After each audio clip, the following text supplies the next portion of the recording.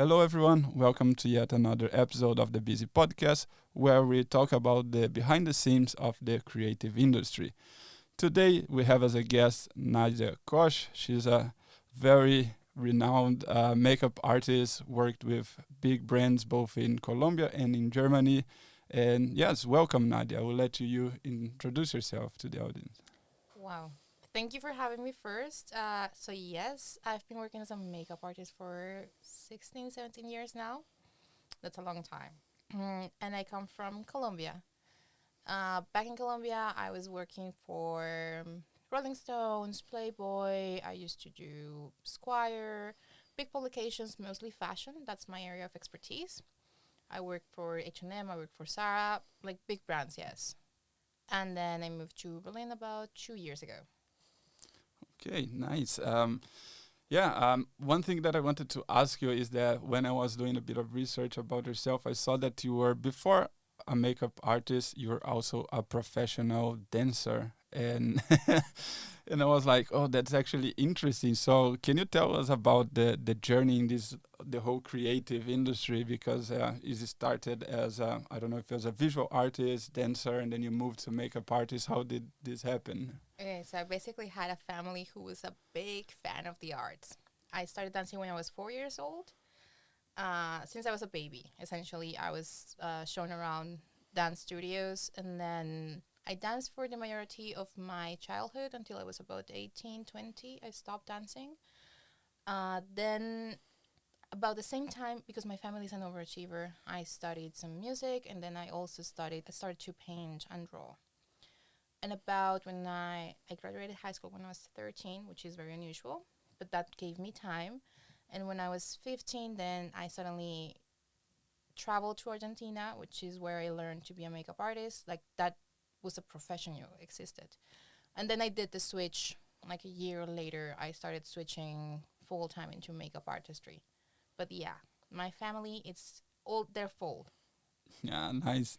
And one thing that I actually wanted to ask you as well was like, given that you studied painting and also dance, how do you think these other creative activities influenced in your kind of makeup journey?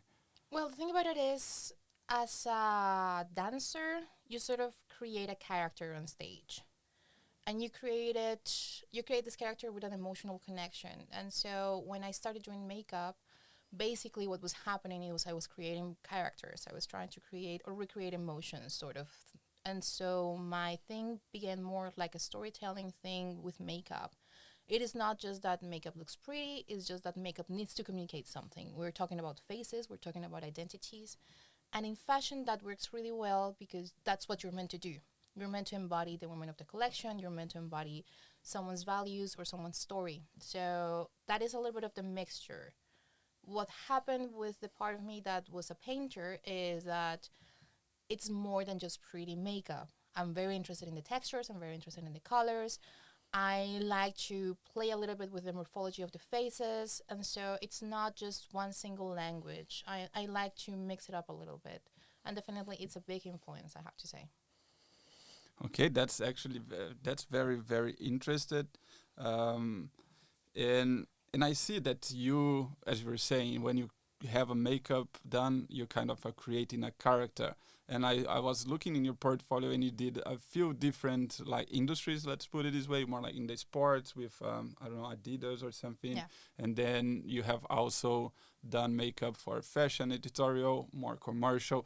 How these different industry yeah, how they ask something different for their makeup, because I think when you're doing sports, you're not supposed to be over the top. It's just more, I think, of like, I don't know, helping to shape the light maybe, or how. And in fashion you have a bit more room to explore kind of creative. How this difference between yeah, the jobs, the industries. So as a makeup artist, I would divide what I do in like three different sort of pillars to say. I would divide one, which is a technical skill. And technical skill is everything that has to do with lighting. Are we doing natural lighting? Are we doing studio lighting? Is this a beauty shot? Are we doing very intense, strong lights, strong shades? That's the technical side. Then you have, of course, the creative side, which tells you a little bit more about, like, hey, is this, what is the client? What is the context that you're creating makeup? And that sort of gives you the direction of how crazy you can go, how not, how you can just be a little bit more quiet, a little bit more sober, and still punch something in with your makeup proposal. And then you have the third component, which is logistics, which is handling time and being in production and understanding what are the resources and how is it that you're moving with the production set, because you're not just a makeup artist in vacuum. You have a set. So I think those are the three that allow you a little bit to be very, you can change a lot. You can shape shift a little bit as a makeup artist. So for example, working with Adidas, if you're working in location, you know that you have daylight, you know that perhaps you're in the beach, and then you sort of understand from the technical standpoint what that also means going into the creative point. And again, understanding who is your client and what is their universe. It's really, really, really important. Yeah, no, that's a very good point because, as you were saying, the sides there is the time is something that I didn't consider before because I don't know if you have ever worked like with film, bigger film productions, but I guess like if you go for, and this is actually another point that I wanted to bring. Like in film, many people think about makeup artists. This is more into like beauty, making someone look good, but there is way more than just that. Like what people don't realize that when they see like a blue eye in a television, it's probably like the guy was not punched. This is made like by Yeah. makeup. So it's how is it this like interesting of creating the character? What do you think that like in this industry many people oversee when it's a job like simple like this, or how is your relationship with this kind of the types Yeah. of I'm going to go back to something very complicated and intricate that will apparently be no connection here, but patriarchy made us think that beauty is superficial. And it made us think that because we think about identities in a very like superficial way. You know, the way I woke up today is just the way that I woke up today. But when you work on a set, you're trying to reproduce the human experience. In a campaign or in a film, you're trying to reproduce a human experience and you're trying to make people connect with said human experience. And so you sort of have to base a little bit your ideas around what everybody can relate to, that is sort of a universal language. And in faces is very simple. We all have faces. And also to the story that you're trying to tell. So it's really a collaborative effort because you're thinking about all these things. You're thinking about, yeah, technically, is this going to look great in this setting? But also, is this something that we can relate to? What is the character going through? So when you go through films and you go through the industry, I sort of love to collaborate in terms with the entire team. I am someone who's always very much looking to the entire 360 of the entire situation and thinking, hey, you just did a very cool lighting change here. What if we put something reflective that is going to catch the light a little bit better? And I think that's the extra component that makes makeup pop. You can have, of course, someone on set that is just going to put powder so that the faces look matte. But there is a difference. And when we talk about this combination and images that need to tell you a little bit something, what I like to do is create this sort of bridge between the human experience and the makeup that we're having there. So if I'm doing an editorial, for example, I will very much on purpose put a little bit of textures, put a little bit of a hidden component so that when somebody's browsing through this magazine or scrolling down Instagram, they're going to stop for a second and enlarge the image and be like, oh, that's cool. It's the little effects. And if I'm working in film, I want to work with my actor and I want to know how they're going to emote because I want to help them emote so that the job with the body is not so big. The job with the face is not gigantic effort. So if we're going for a crying thing, I want to work with my actor to understand what the movement is going to go and how I can help them tell the story with makeup. Again, it's very easy to believe that beauty is superficial, but when you go into the like fine detail of it in what we do creating images, then you really have to think about the human connection and how you speak to the human that is on the other side looking at this product. yeah, I love what you're saying because I think this is a lot like going back to what you're saying in like the technique, the logistics, and everything. This is something that you can use the technique for, but technique won't kind of teach you, right? You have to understand human emotion and human psychology in order to understand what you want to convey. And I think this goes from, like, as you were saying, the whole moving image or still image. Yeah. It's a team effort to convey the message that it wants to be conveyed, right? And yeah, on that point, I wanted to ask you, when you're on set, how is your relationship with the other people on set? Like, if you're in a film, do you talk a lot with the DP, the actors? This I kind of have an idea, but I just wanted, like, people there see a makeup artist, as you were saying, like, oh, it is a silo, you go there and get the makeup. How is it, the, like, your interaction with other pieces Yeah. of the production, so people can have an idea on the gear of the whole machine, you know? Well, this is interesting because uh, what I'm about to say sounds like a complaint, and maybe it is, but it's very often that the makeup artist is not going to be taken serious. It's very often that we're going to be overlooked and like sort of underestimated on set. And so every set is an opportunity to create rapport with our team. Back in Colombia, easy because I knew everybody and sort of everybody knew me, and so creating rapport was a little bit easy. But still, in a place like Berlin, you sort of earn a little bit the trust, and you earn a little bit the trust with everything from the get go, like how you approach the set first time, first hour, and then you ask the photographer, "Hey, how is your light going to be today?" And then you sort of ask for the mood boards. That's sort of establishing a line of communication where you're not there just to put powders on top, but you're there to actually collaborate with the entire team. But it takes a while. It takes a lot of confidence, I will say. And also, again, because beauty is oftentimes thought of as this very superficial layer that has nothing to do with the rest of the technical gear, you know, like especially more in film, I have to say. I've been underestimated a lot more than film. Oh no, it's just powder. So a little bit of presence, of course, helps a lot. My job is to make sure that the final product is perfect from my perspective. I'm there to save money in terms of post production. And to do so, I need to be able to speak to the people. So you cannot be shy. You have to go into the set and be like, "Hi, I think the eye looks a little bit weird. Can I fix that, please?" And so you create a report with assistants, you create a report with the DP, you create a report with absolutely everyone, even with the director. Most of the times, I'd like to talk to the director first thing in the morning and be like, "Hi, I'm the makeup artist today. We have these ideas, these ideas, these ideas." Mostly, I like to do that in pre-production to get to know a feeling of the team, especially if we're like doing a big campaign. But if I don't have the time now, first thing in the morning, I will introduce myself to everybody. Perfect. No, I think that's a really great insight on how it should be in every set, because yeah, in the end, we are all working towards creating the best visual product to support the story that is being told, being the, like, a campaign, a movie, or any medium per se.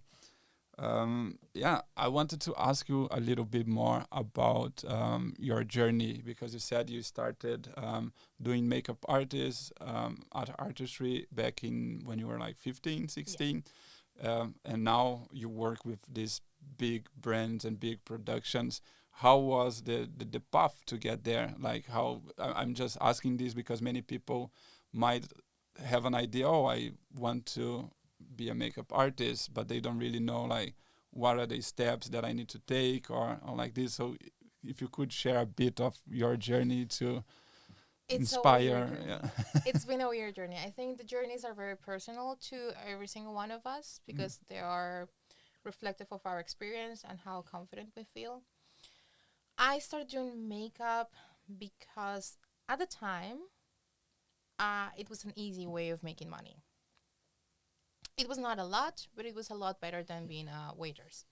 So I started assisting somebody, and then when I came back to Colombia, I thought of the entire makeup artist situation as just like a financial support, like side job, really. At the time, I'm talking about the 2000s, 2007, 2006, something like that. Being a makeup artist was not as popular as it is right now. So there's been an increase in the industry. And because it was not so popular, it was a very closed up community, which meant I had to go and like knock a lot of doors, talk to a lot of people, ask to be assistant. I never got to be an assistant actually. Aside from my time in Argentina where I was assisting this person that I knew, I never got to be an assistant because the community was so small and the industry was so like closed up that nobody wanted to invite a young person into the set. So what I started doing was a lot of it was self doing things. So talking to people, being like, "Hey, do you want to do photos?" And then you sort of grab a photographer and you start doing your own portfolio. That's how I started. That's how I did the transition to fashion because at the time there was a Flickr community. I'm talking a Wow. lot of years ago. And somebody saw my thing on Flickr and was like, "Hey, cool, I need something for blah, blah, blah." And then I started from there. And so it really was a process where somebody saw my work online and somebody contacted me. And then it was like a little bit of a snowball. And that was the majority of my work until I got nominated out of the blue for some fashion awards in my country as a best makeup artist. It was a surprise. At the time, I was not doing covers, but it was the sort of introduction into a lot of more profis. And so then I started doing the big brands. After I got nominated, it's a big plot twist in the story. And the way that I spoke, the way that I produced my ideas, the way that I presented them, sort of appealed to bigger customers and sort of appealed to the editorial industry. Because I was not just putting powders, I was actually creating a story. And that's how it started to go. And at some point, I was old enough, funny, I was old enough to be sort of like a mentor to the younger generation of creatives back in my country. So a lot of the big brands would bring me on team because it would mean that there was somebody there who sort of knew how things were meant to go. And so, yes, that's essentially how it started to go. The weird thing about it is there was a moment where I was doing a lot of commercial work, a lot of big brands, and somebody would be like, "Oh my God, that's amazing. I'm in the high top of my career."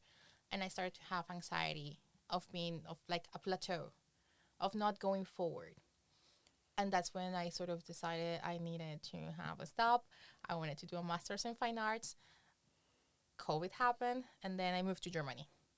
And then I'm starting from scratch in Germany, which is really funny because it means I have all the skills that a pro in big productions has. I don't have big customers. Well, I do. Like, I don't want to be disrespectful to my clients here. I do, but it's not the same speed. I was used to producing a lot of content. Like if I see portfolio wise, and Germany is really slow and it takes a while. And as somebody who's no longer in her early 20s, but in her early 30s, I don't have the social battery to go out there and like say, "Hi, nice to meet you. My name is Nadia," and do all the social connections.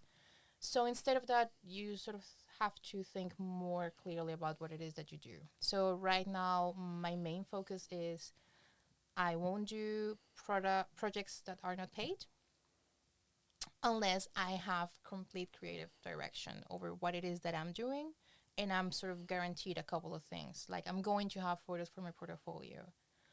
Um, so yes, it's a very different experience for all of us. In my case, it was everything had to do self-sufficient for a little bit. I had to produce my own images at the beginning, and then people came. Yes. No, brilliant. Thank you a lot for sharing the journey. And I think this is like, if I can kind of summarize, it's also advice that we've heard before, and I think it's been said many many times.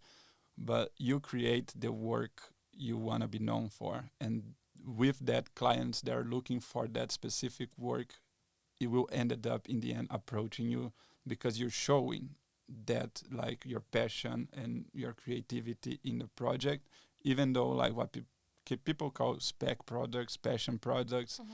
but these are basically projects that you would love to do even if it's not paid.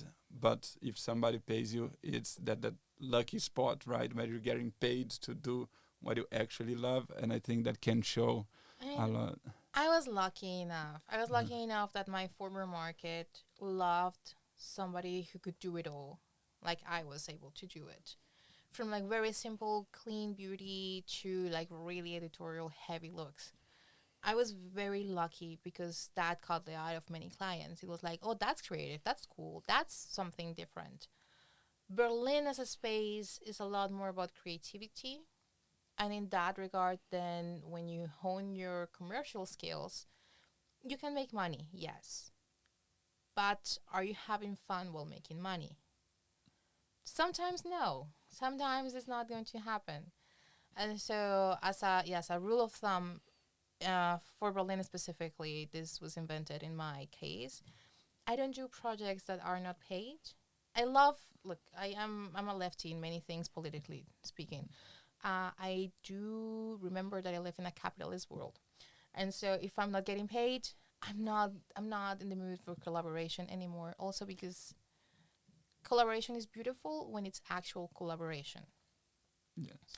But if you don't have time to like sort of process the ideas and come with something that is new and fresh to you, and you're not honing your skills creatively or technically, then you're sort of wasting the time with that collaboration.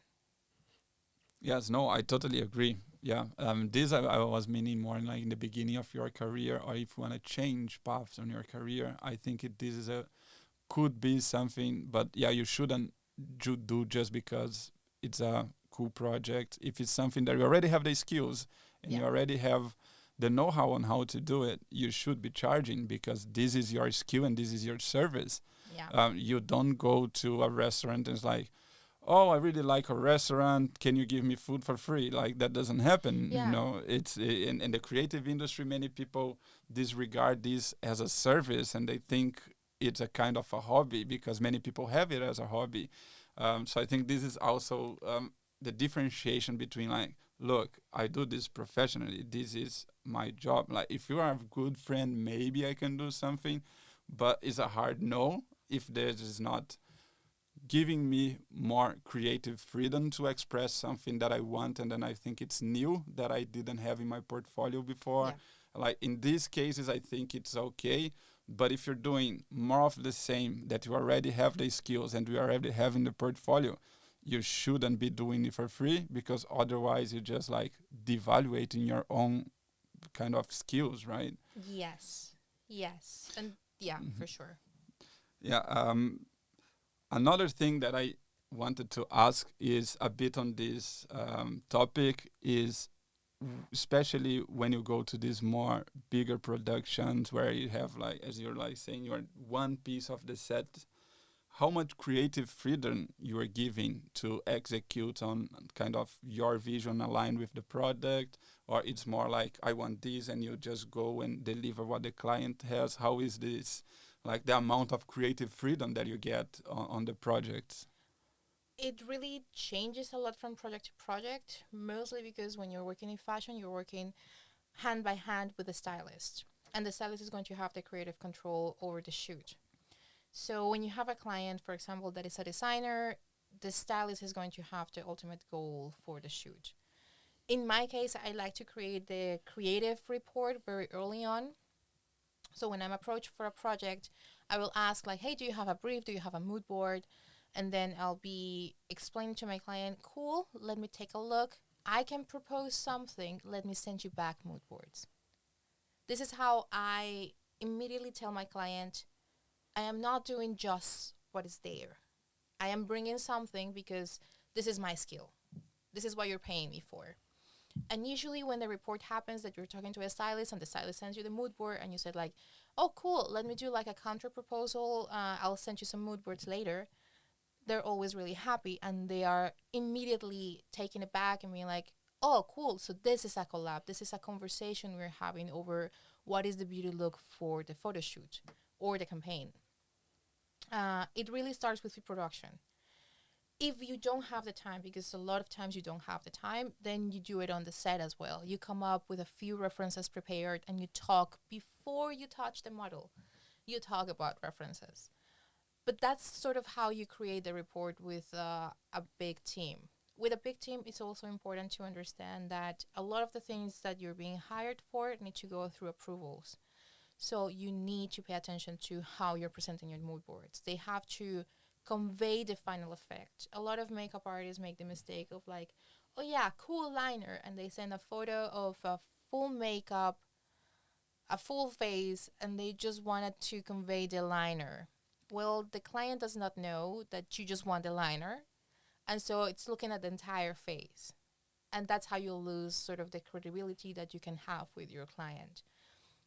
In this regard, mood boards are a big skill to have when you're talking to big clients. They're sort of the way you introduce yourself to the team. They're the sort of the way that you establish a language that you're comfortable using. It makes no sense for you to talk to someone who doesn't speak makeup in makeup terms. It makes more sense to use the effect, the final effect that you're going for. What is it that you're trying to communicate with the makeup? And so definitely with bigger clients, you have to create that report very quickly. It's almost like negotiating. You're negotiating your rate. You create a report kind of quickly.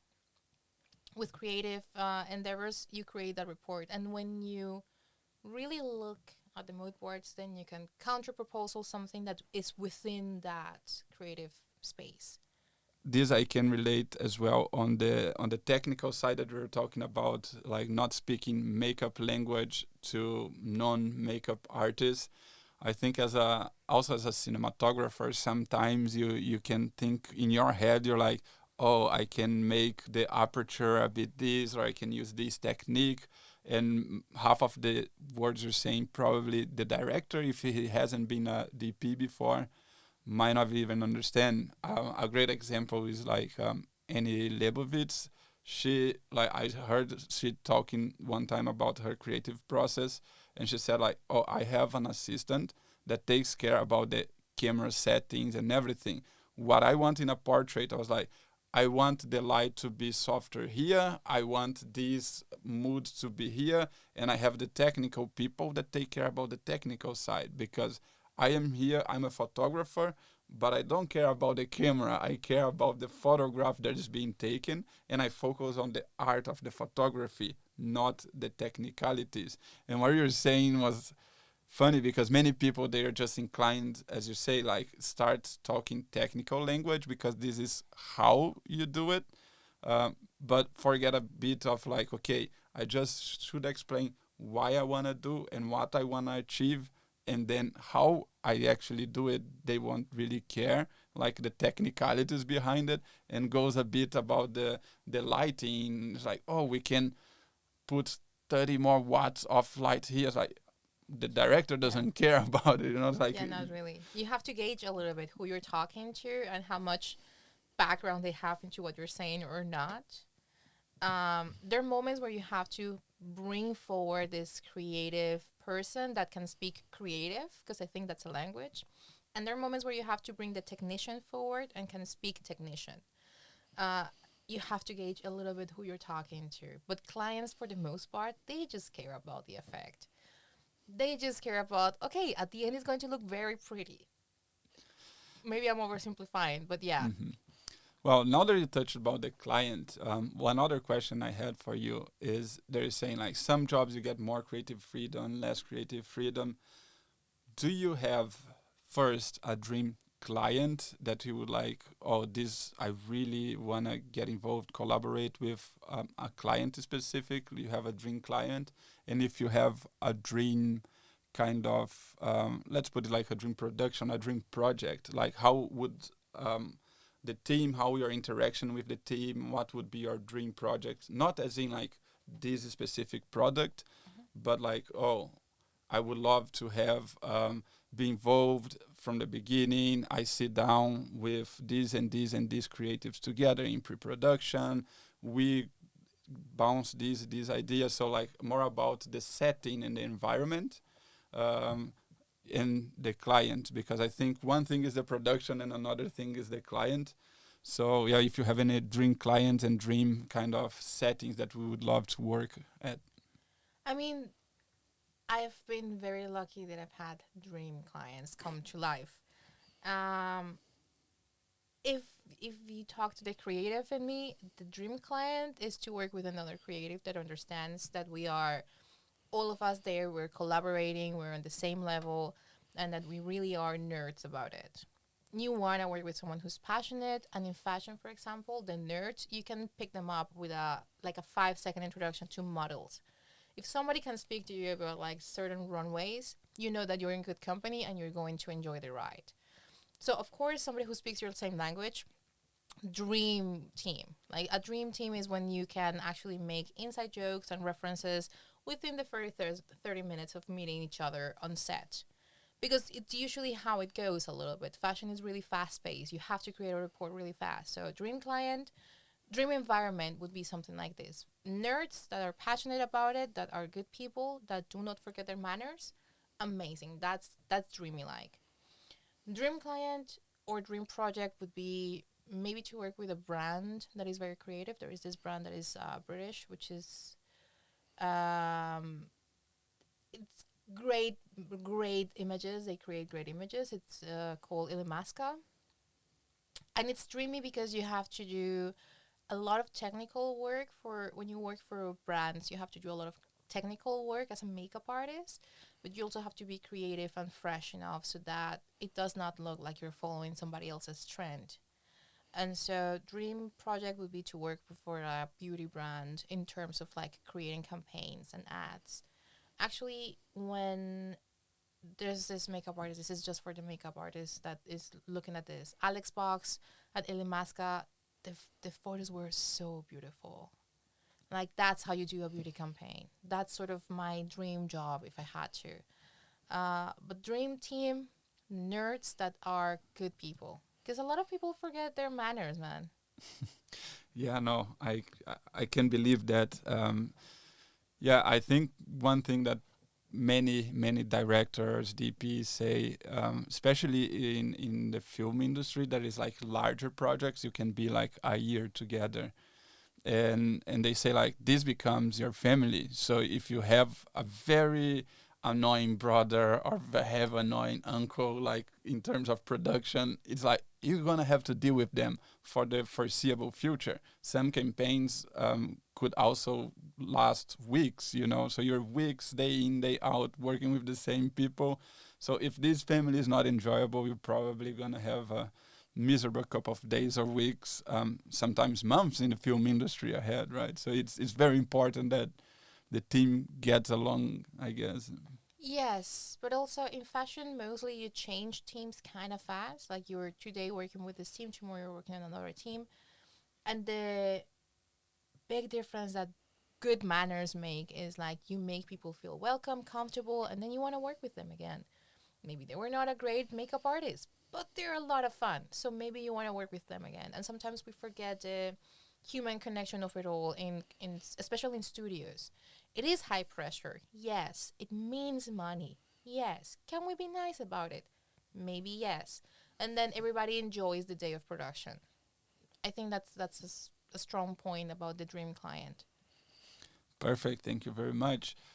Another thing I wanted to ask you is because you lived in so many different countries, you were like you moved to Argentina to study, and then you moved back to Colombia, and then you made a name for yourself there, and then now you're starting kind of over, as you said here.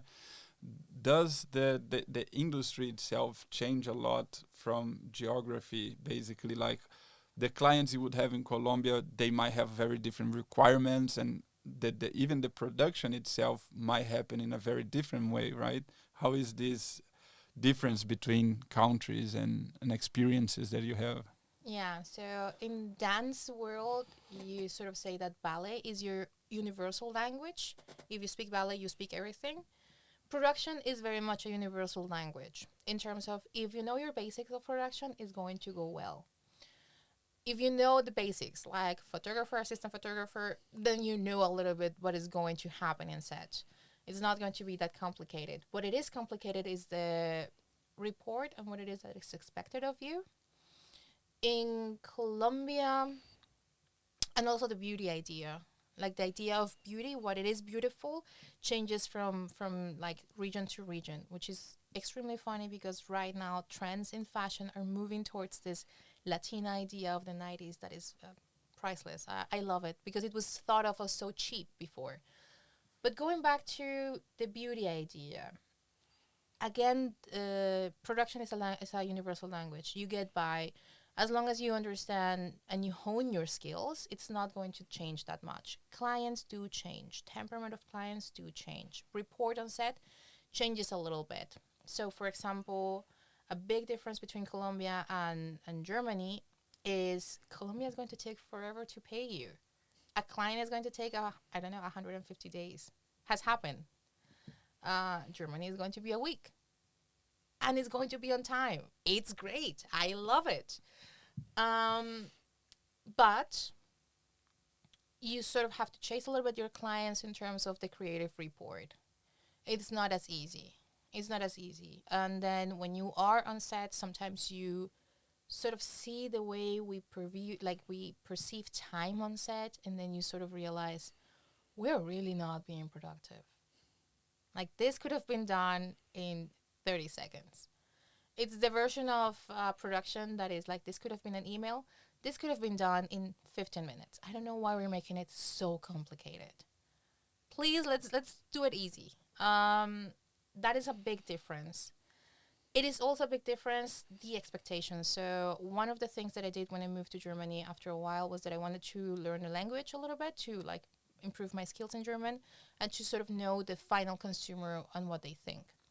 I still don't know what they think because Berlin as a city is pluricultural. So the profile of the client changes from time to time. But Europeans as a whole, in comparison to like the little fashion industry in Colombia, are insane. Are insane. I love to tell my friends back in Colombia, do you remember how we would make fun of those fashion cliches we saw? Like the fashion cliche of Patrick the Marchelier screaming in the street. Those are not caricatures. Those are real characters here. They do exist. And people do act like you have to respect them. Nobody's laughing in their face. They should. Nobody should be acting that crazy. But it is a real thing in Europe. And in the European countries as a whole, you see that a ton. Like this sort of persona, the fashion persona.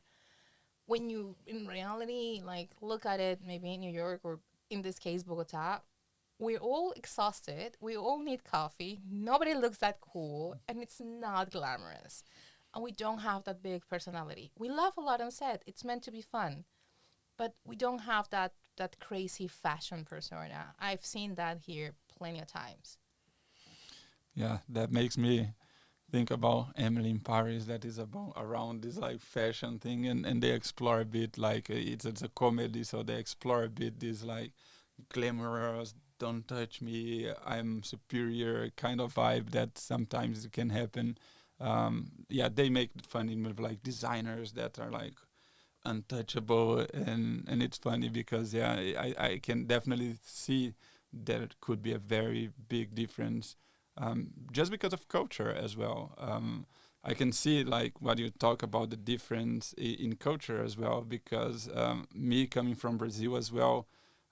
If I never been on set because I wasn't working there as a filmmaker, but we are so much more approachable and everybody is talking to each other all the time. And here is way more like, okay, we have the defined roles and then we talk whenever our roles cross. But sometimes, yeah, I see that if you are in the light department and I'm in the sound department, many times we can spend the whole production day without talking to each other. And if I think back in Brazil, like, yeah, any idle time they would be like chatting, talking about football or anything. Yeah, sure. It's one of my favorite references to tell my students is there is interview from Bjork where Bjork says like I really don't understand why I'm famous. I'm a singer like anybody else. Like you are a carpenter, you are a builder. Like why would that make me deserving of a special treatment?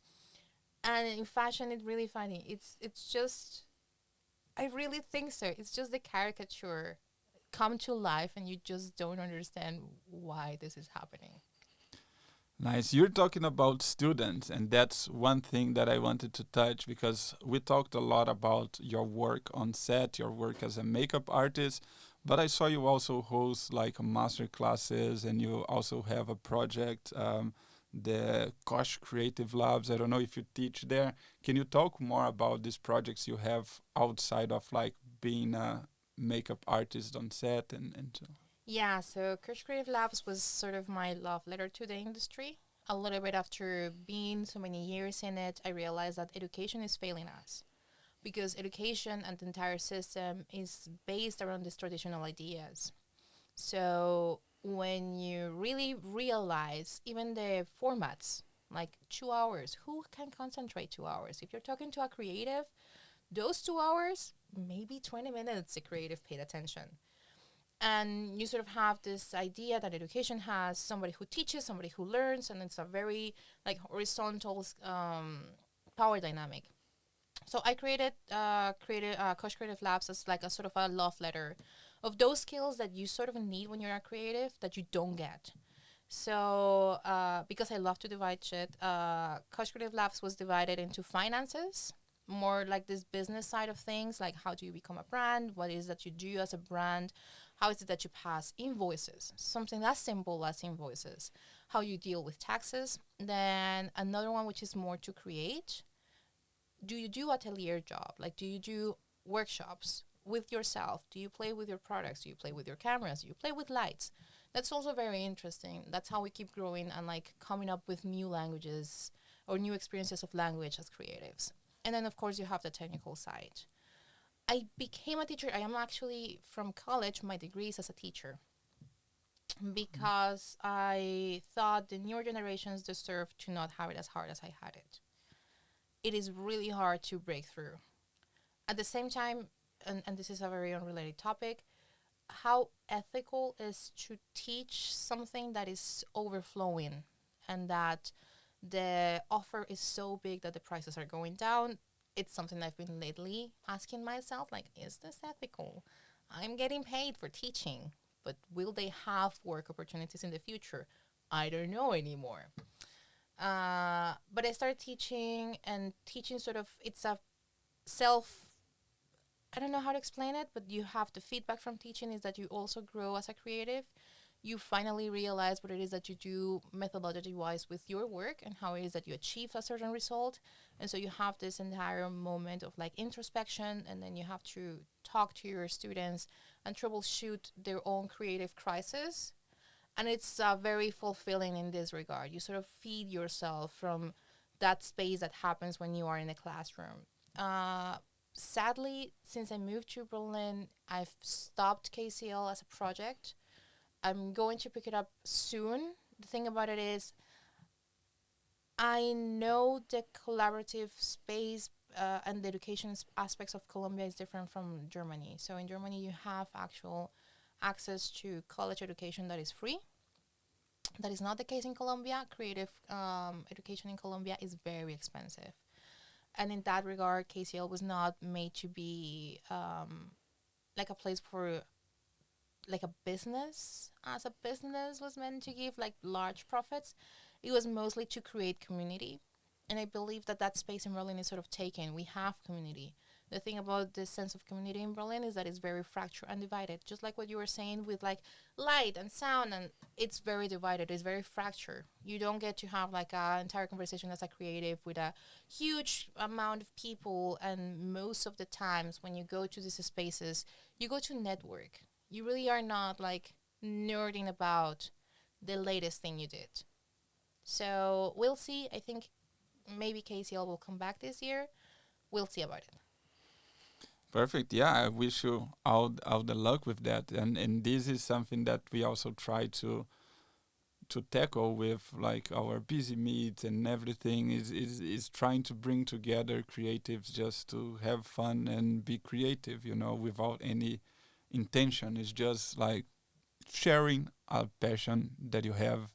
And yeah, I also feel that here in Berlin you have a very punctual stuff. If you want to talk filmmaking, there is one filmmake group, but that is just filmmakers, and you have portrait photographers that is just portrait photographers, and then you can go even deeper. It's just like off-camera flash, and people go to talk about one specific technique of this And I feel that it's missing this because in the end, creativity, as you said, is kind of a language, right? Is if we are doing something creative, and it's really hard for you to do everything yourself, like to create something by yourself, Yeah. it's almost impossible. So you need other people.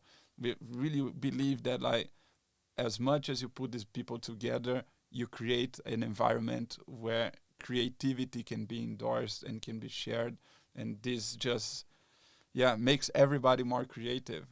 And I love what you said about teaching as well, because I don't know where you heard, but someone, like, there is a quote that, like, if you really want to learn something, teach it. Yeah. Because then, as you said, you when you teach, you can have the knowledge and the skill, but to teach, you have to be methodological about it. You have to break down into steps, and you really start to understand what you actually know and what parts of the skills you might need to improve that you overlooked before because you didn't go that deep into the topic. So I love that. Like, I also taught for many years, and I've came to this realization that when I was teaching was the time that I was most learning about the skill I was teaching. And for me, it's a bit like crazy because you think like, oh, you're a teacher, but I'm teaching because I want to learn, and you learn a lot from teaching. I wanted to, like, did you Yeah. have the same experience? Yeah, for sure. And the dynamics within a classroom, they really change once you realize you're also learning at the same time your students are learning. It is not that what you're teaching is not something you know. It's mostly that you do know what you're talking about, but you're looking at it from a different perspective, from a different angle. And in my respect, a little bit working with creatives means that you have to be flexible. You have to roll with the punches a little bit. You never know where the rain is going to go. You never know. I often describe like a creative for me is a grown person that never lost the childlike curiosity. And curiosity makes you go in different directions. The brain just bounces back and forth. So teaching definitely is a skill to have. We should all try and teach. I think it will make us all more humble and all more human. Um, and yes, you learn a lot from doing it. Yeah, and another thing that I just thought about is that sometimes your students come up with some ideas and ask you, is this possible? That you come and like, wait, I never thought about doing things this way. I don't actually know if it's possible, but it's an interesting angle. And yeah, I just love teaching because of all of these, like the interaction with like other creatives and the new ideas that they come up Yeah. and ended up like you can get an idea here and implement maybe in your skill set because it's something that is an angle that you didn't really explore because you're kind of everybody has its own bubble with own references, and we say that like the output that you give is a collection of the inputs you had in the past, right? So the more stuff that you see, the more creative you get because you experience different angles of looking to the same problem. Yeah. And the more angles you can actually have, this is how more creative and crazier with the ideas you can get. Yeah, for sure. It's a change of paradigms. Always changing the point of view where you're standing. When you're not the one struggling first person with an idea. When you're not the first person that is like in first person going through like workshopping an idea and being like, it's not coming, it's not coming. It's sometimes easier to come up with an answer. It's sometimes easier to come with a solution. And with students, you are always finding new limits, which is really amazing. Again, yeah, teaching for me is a little bit like a love letter to creativity and to creatives because it's really an environment that I never thought or anticipated I was going to be so submerged in. I definitely think we should take it a little bit more serious sometimes. It's not a hobby. For a lot of us, it's our life. But yeah, sure. Teaching is amazing. I do miss teaching. I'm lucky now. I get to teach here in Berlin sometimes. So that's also great. That's really nice. Best of luck on this project as well.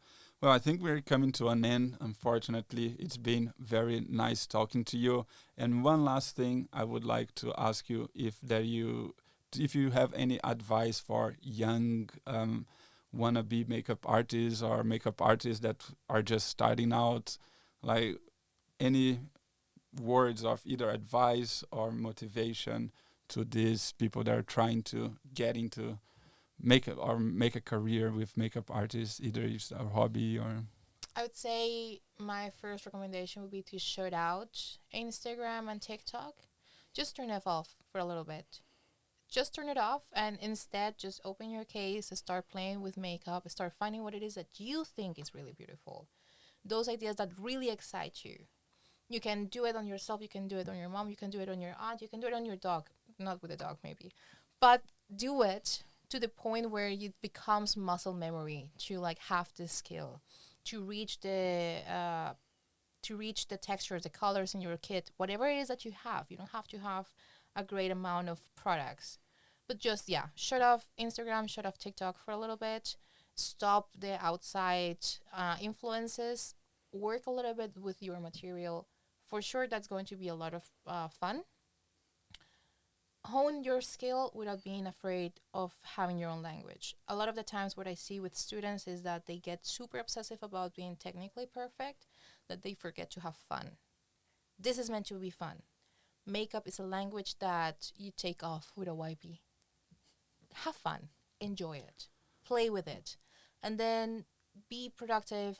Create the images that you want to see. Don't create for the algorithms. Don't create for Instagram. Don't create for TikTok. Create for you. Have fun with the things that you're creating. Be proud of the things that you're creating. And most likely that is going to find you the right customer for you, the right client, the right space where you can live as a creative. I love it. I think we couldn't end up in a better note. And now just letting people know where can they find you if they want to connect with you, see your work. So I'm always on Instagram at Nadia Kosh. Everything is related Nadia Kosh. My website is Nadia Kosh. Everything has to do with Nadia Kosh. And so, if they want to reach out, send a DM, send me an email, whatever it is. I'm happy to meet new people. I'm happy to, sort of integrate more into the community that is Berlin. Perfect. Thank you very, very much to being on the podcast. I loved our conversation. I think it's going to be very valuable for many people. So once again, thank you very much for coming. No, thank you guys for inviting me. So that's it for this episode. We see you guys in the next one. And until then, keep creating.